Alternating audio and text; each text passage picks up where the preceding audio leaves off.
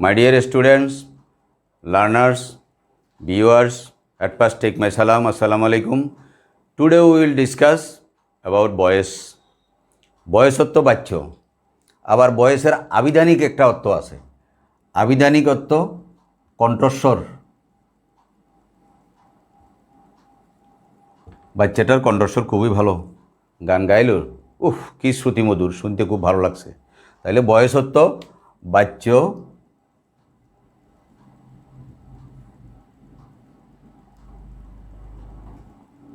বয়সত্ব বাচ্য আর আবিধানিকত্ব হইল কণ্ঠস্বর। এটা নিশ্চয়ই তোমরা বুঝতে পারছো। বয়সত্ব বাচ্য, আবিধানিকত্ব কণ্ঠস্বর। কেউ জিজ্ঞাসা করলে কণ্ঠস্বর এটা বলবা, ঠিক আছে? বয়সত্ব বাচ্য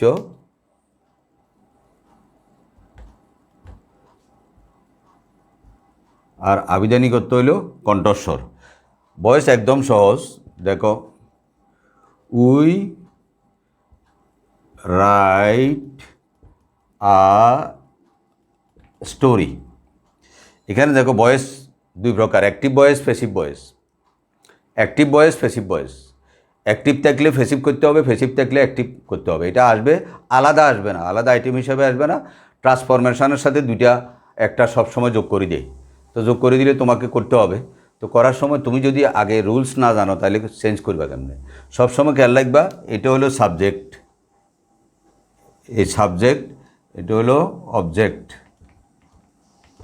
অবজেক্ট, এটা হলো ভার্ব, ভার্ব, এটা indefinite tense. We write a story, আমরা একটি গল্প লিখি। তাহলে সাবজেক্ট অবজেক্ট হবে, অবজেক্ট সাবজেক্ট হবে। এই মূল ভার্ব ফার্স্ট পার্টিসিপল রূপ ধারণ করবে। এটা হলো এক নম্বর নিয়ম। সাবজেক্ট অবজেক্ট হবে, অবজেক্ট সাবজেক্ট হবে। মূল ভার্ব ফার্স্ট পার্টিসিপল রূপ ধারণ করবে। ইনডিফিনিট টেন্স হলে একটা অক্সিলারি ভার্ব আনতে হবে। এটা present indefinite, first indefinite, future indefinite, যে ইনডিফিনিট টেন্স হইব একটা অক্সিলারি ভার্ব এখানে আনতে হবে। কন্টিনিউয়াস টেন্স হলে আইএনজির জন্য বিং আনতে হবে। কন্টিনিউয়াস টেন্স হলে আইএনজির জন্য বিং আনতে হবে। আর পারফেক্ট টেন্স হলে বিন আনতে হবে, বিন। পারফেক্ট টেন্স হলে বিন আনতে হবে, BEEN, বিন আনতে হবে। আর এখানে দুটা অবজেক্ট থাকতে পারে, উই রাইট আ স্টোরি বা আ ইংলিশ স্টোরি। স্টোরি একটা, ইংলিশ একটা। অথবা উই মেড হিম ক্যাপ্টেন, হিম একটা, ক্যাপ্টেন একটা। দুটা অবজেক্ট যদি থাকে, যেই অবজেক্টটা সাবজেক্ট বানালে সেন্টেন্সটা সুন্দর হবে, তুমি ওই অবজেক্টটাকে সাবজেক্ট বানাইবা। আর একটা অবজেক্ট যেখানে ছিল সেখানে থাকি যাবে, স্বস্থানে থেকে যাবে, এটাকে বলা হয় কগনেট অবজেক্ট, অর্থাৎ অক্ষুণ্ণ কর্ম। বাংলা অর্থ হলো অক্ষুণ্ণ কর্ম। এটার কোনো সম্মানের হানি হবে না, সম্মানের ব্যাঘাত ঘটবে না, এই জন্য অক্ষুণ্ণ কর্ম বলা হয়। দুটা অবজেক্ট, দুটা কর্ম। তো একটা জায়গায় থাকি যাইব, আর একটা সাবজেক্ট হবে। এখন সাবজেক্ট অবজেক্ট হবে, অবজেক্ট সাবজেক্ট হবে। দেখো, অবজেক্ট সাবজেক্ট হচ্ছে আনসার। এখন আমরা প্যাসিভ করতেছি, এটা প্যাসিভ করতেছি। তাহলে প্যাসিভ ভয়েসে a story, a story is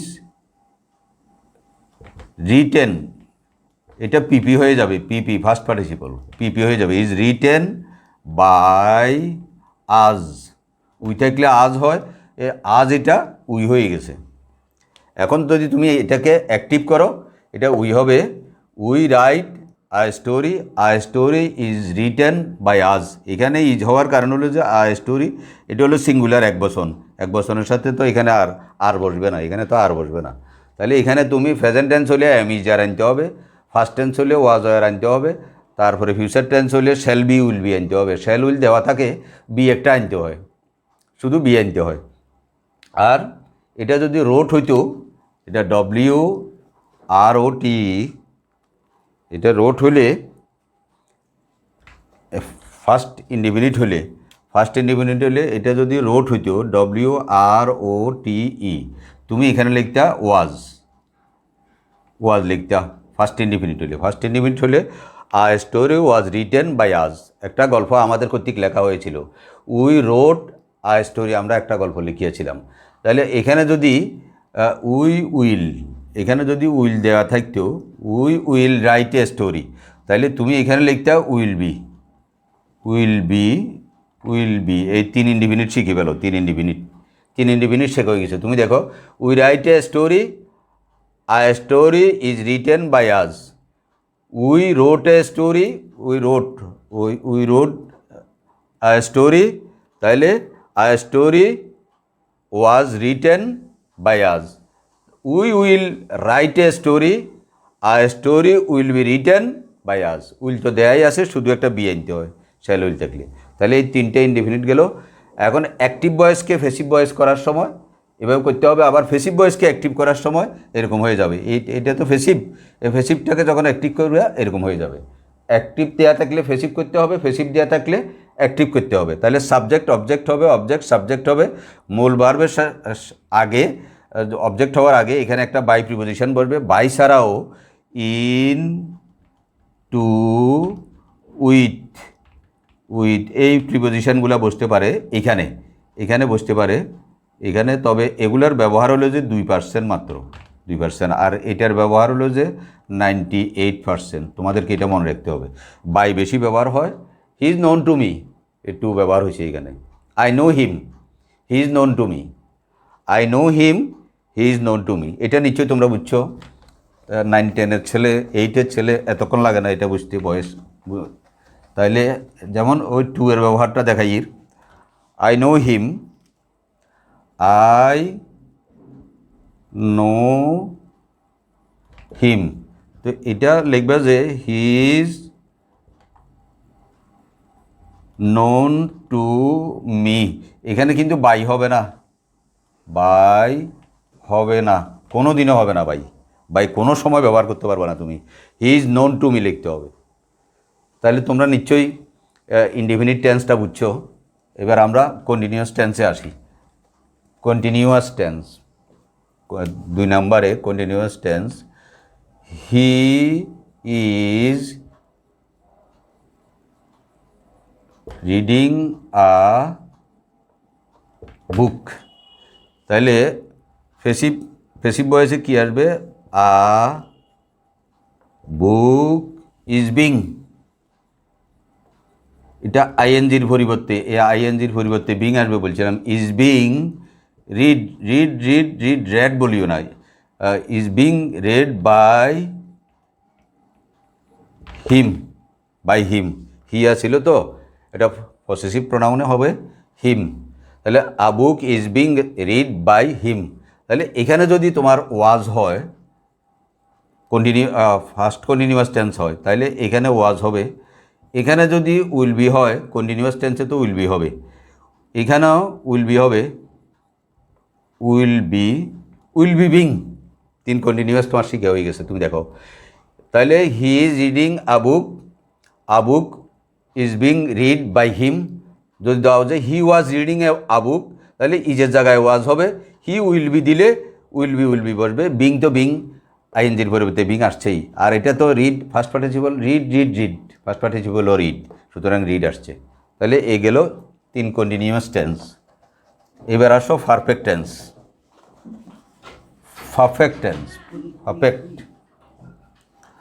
perfect টেন্সে Ruma has read the book. তাহলে ফেসিভ ভয়েসে হবে the book has been read by Ruma. তুমি দেখো বিন, হ্যাজ বিন, আমি বলছিলাম বিন যোগ হবে। তাহলে এখানে যদি তুমি হ্যাড দাও, তাহলে এখানে হ্যাড হবে। এখানে যদি তুমি কি দিবা? ফিউচার টেন্স হলে উইল হ্যাভ দিবা না? Ruma will have. রুমা যদি উইল হ্যাভ হয়, তাহলে এখানে উইল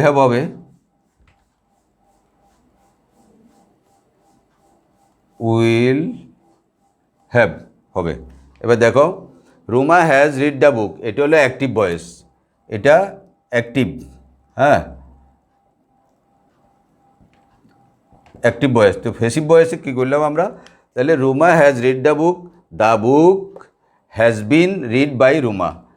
তো দ্য বুক ফার্স্ট টেন্স হলে হ্যাড হলে, হ্যাজের জায়গায় হ্যাড হলে হ্যাড, মুখে বলছি হ্যাড, লিখছি হ্যাজ, তাহলে had been read by Ruma. তারপরে উইল হ্যাভ থাকলে will have been read by Ruma. তাহলে 3 পারফেক্ট টেন্স তোমাদের হয়ে গেল।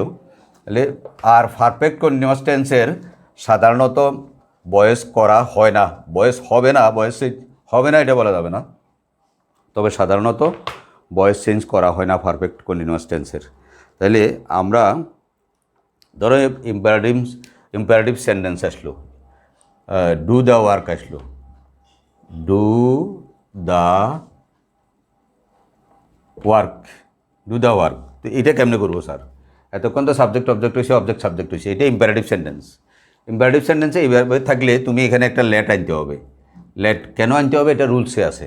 লেটের পরে আনবা দ্য ওয়ার্ক, অবজেক্ট আনবা, লেট দ্য ওয়ার্ক, তারপরে এখানে একটা বি আনতে হবে, বি, আর মূল ভার্ব এটা ডান হয়ে যাবে, let the work be done. এটার স্ট্রাকচার হলো লেট আনতে হবে, এটা রুলসে আছে, plus object plus be plus PP, ভার্বের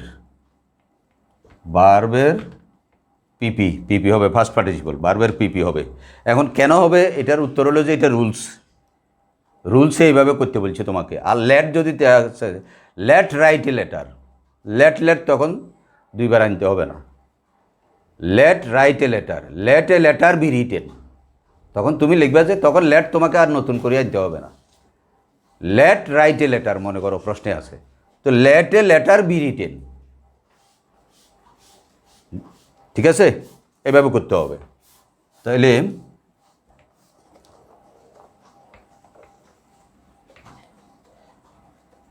মনে করো দ্যাট দিয়ে দিল, রহিম নোস দ্যাট করিম হ্যাজ ডান ইট। রহিম বলল যে রহিম নোজ দ্যাট, রহিম জানে যে করিম হ্যাজ ডান ইট, রহিম জানে যে করিম ইহা করেছে। তাহলে 2টা সেন্টেন্স জোড়া লাগা দিয়েছে, এটা কনজাংশন। রহিম নোজ, রহিম জানে, করিম হ্যাজ ডান ইট, করিম ইহা করেছে। তাহলে 2টা সেন্টেন্সের জোড়া লাগা দিল, 2টা সেন্টেন্সকে জোড়া লাগা দিলে এটা conjunction.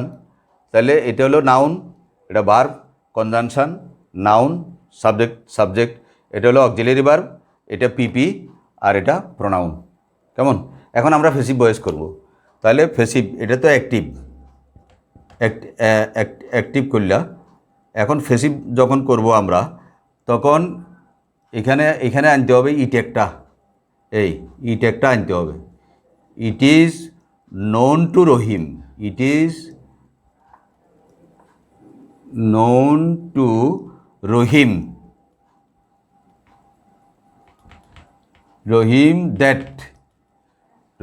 that it has been done by Karim. তুমি দেখো এখানে আমরা 2টা ভয়েস করি বলছি।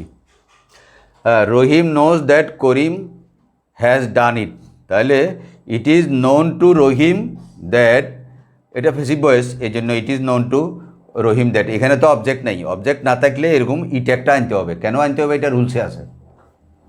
কেন আনতে হবে? এটা জবাব হলো যে রুলসে আছে। আর তোমাদেরকে বলছিলাম প্রেজেন্ট ইনডিফিনিট টেন্স হলে এম ইজ আর বসে, এম ইজ আর, এখন সাবজেক্ট অনুসারে এম ইজ আর আনবে তুমি। এখানে সাবজেক্ট অনুসারে এখানে ইজ আসছে, ইজ আনছি আমি।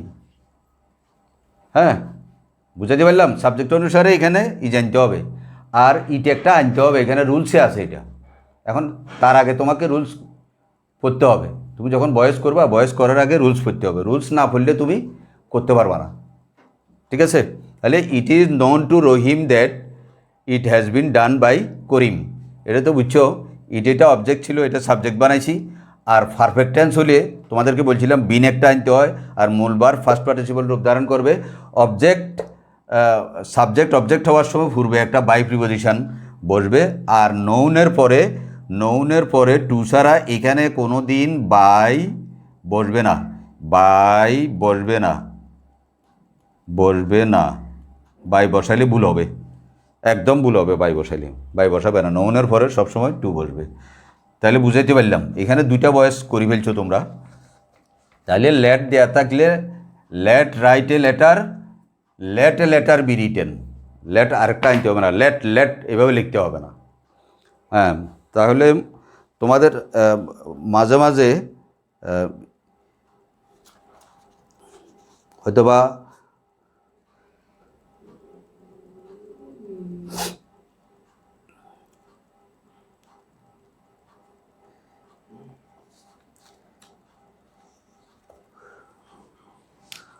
who has done it,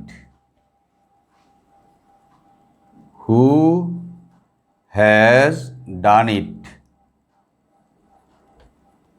প্রশ্নবোধক চিহ্ন, interrogative. Who has done it active, কেমন? তাহলে হু হ্যাজ ডান ইট, কে এই কাজটি করেছে।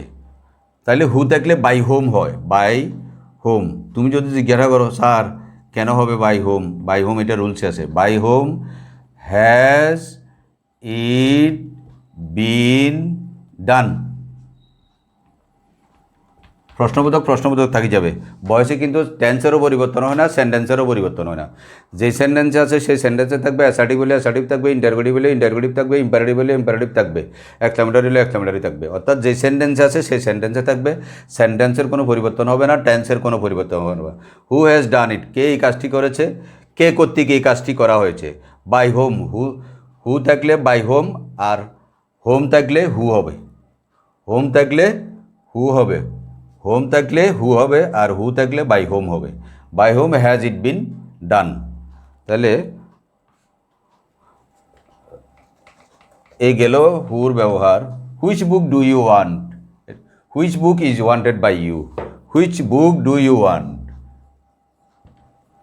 Which book do you want, প্রশ্নবোধক।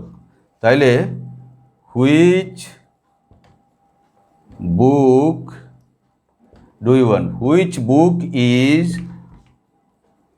ওয়ান্টেড বাই ইউ, প্রশ্নবোধক থেকে যাবে। Which book is wanted by you, এটা সাবজেক্ট অবজেক্ট হয় না, অবজেক্ট সাবজেক্ট হয় নাই, কেমনে হয় নাই, হয়েছে তো এই ইউ। এটা ডু ইউ ওয়ান্ট, আমরা চেঞ্জ করছি ডু ইউ ওয়ান্টের। তাহলে which book is wanted by you, এই which book by which book তো আর অবজেক্ট বসাইতে পারবে না তুমি, এই জন্য এটা অবজেক্ট করতে হবে এই জাতীয় সেন্টেন্সে। তাহলে হোয়াট ডু ইউ ওয়ান্ট করলে what is wanted by you. তোমাকে যদি বলে যে হোয়াট ডাজ হি ওয়ান্ট দিলাম, ডাজ হি ওয়ান্ট খালি ইউ দিকে দিতাম, হোয়াট ডাজ হি ওয়ান্ট। তাহলে হোয়াট প্রথমে চলে আসবে, হোয়াট ইজ, ডাজ উঠে যাবে, ডাজের পরিবর্তে ইজ, ওয়ান্টেড বাই হিম, সবসময় কে লাগবে এখানে উজ্জ্বতাকে। তাহলে what is wanted by him. যদি ইন্টারোগেটিভ সেন্টেন্স হয় এইভাবে করতে হবে তোমাকে, কিন্তু অর্থের পরিবর্তন হয় নেই। সে কী চায়, সে কর্তৃক কী চাওয়া হয়, সে কোন বইটি চায়, কোন বইটি তুমি কর্তৃক চাওয়া হয়, তুমি কোন বইটি চাও, কোন বইটি তোমার কর্তৃক চাওয়া হয়। তাহলে বয়সে টেন্সের পরিবর্তন হয় না, সেন্টেন্সেরও পরিবর্তন হয় না। আমি আশা করি তোমরা বয়স বুঝতে পারছো, রুলসগুলা জানতে হবে। তাহলে অ্যাক্টিভ ভয়েসকে প্যাসিভ ভয়েস করার সময় সাবজেক্ট অবজেক্ট হবে, অবজেক্ট সাবজেক্ট হবে, মূল বার অবজেক্ট হওয়ার সময় আর সাবজেক্ট অবজেক্ট হওয়ার সময় একটা বাই প্রিপোজিশন বসবে। বাই প্রিপোজিশন ছাড়া ইন বসতে পারে, টু বসতে পারে, উইথ বসতে পারে, তবে 2% ক্ষেত্রে বসে এগুলি, আর 98% ক্ষেত্রে বসে না। 98% ক্ষেত্রে বাই প্রিপোজিশনটা বসে। আর ইম্পারেটিভ সেন্টেন্স হলে লেট আনতে হয়, তারপরে মূল বার ফার্স্ট পার্টিসিপল রূপ ধারণ করে। ইনডিফিনিট টেন্স হলে am is are was were are shall be shall will দেওয়া থাকে, বি আনতে হয় আর কি। তারপরে এম ইজ আর আনতে হয় ইনডিফিনিট টেন্সে, প্রেজেন্ট ইনডিফিনিট টেন্সে ফার্স্ট ইনডিফিনিটে ওয়াজ ওয়ার আনতে হয়। আর মূল বার তো ফার্স্ট পার্টিসিপল হয়, সব কানেই হবে, সব প্যাসিভ ভয়েসেই মূল বার ফার্স্ট পার্টিসিপল হবে। তারপরে কন্টিনিউয়াস টেন্সে আইএনজির পরিবর্তে বিং আনতে হয়। আর যদি ইনডিফিনিট টেন্স হয় ওয়াজ ওয়ার আনতে হয় ইনডিফিনিট টেন্স হলে। তাহলে আর পারফেক্ট টেন্সে বিন আনতে হয়, বি ডবল এন, আর এখানে আনতে হয় আইএনজির পরিবর্তে being. Thank you very much, goodbye for today.